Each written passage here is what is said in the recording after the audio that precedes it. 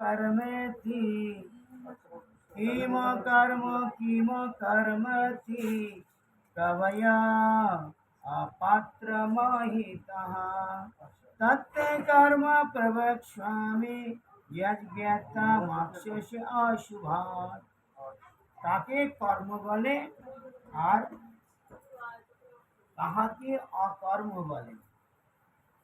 সেই মনটাকে স্থির করতে হবে।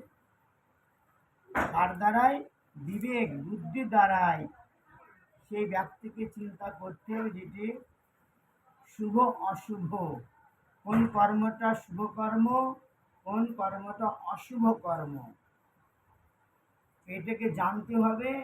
তাতে বিমোহিত হলে হবে না।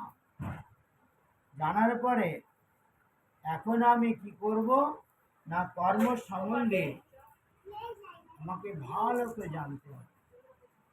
শুভ অশুভ যে দুটো ফল আছে, একটা শুভ ফল একটা অশুভ ফল, এই জেনে ভগবান বলছে সেটা আমার কাছ থেকে জানো।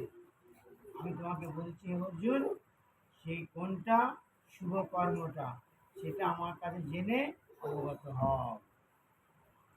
এই বিষয়ে অবগত হও।